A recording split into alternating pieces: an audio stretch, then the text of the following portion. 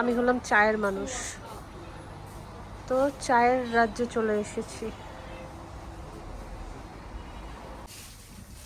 এই ড্রাই ফুলগুলো নিব, এগুলো দিয়ে চা বানিয়ে খাবো ইনশাল্লাহ। এগুলোর চা অনেক মজাদার। আর এটা হচ্ছে জিঞ্জার, ড্রাই জিঞ্জার, বাট অনেক অ্যারোমা ডিফারেন্ট, সাথে অনেক কিছু মিক্সড আছে। এটা দিয়ে চা বানিয়ে খেলে সেই হবে।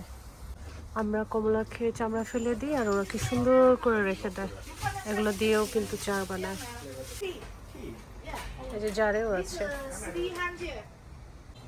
কত রকমের যে অ্যারোমা, চায়ের রাজ্য আসলে। এটা চা পাতার যে কত ধরন হতে পারে, কত রকম।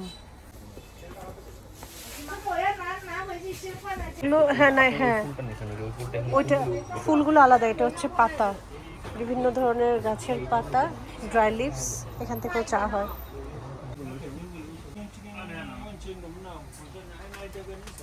এখানে আরো আছে মিক্সড এগুলো। Put everything in one bag for me. Put on scale. Okay. Cook today.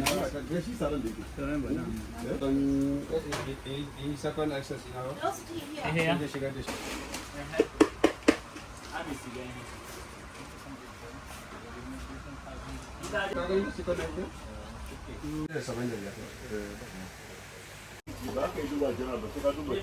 আমি হচ্ছি বড় চা।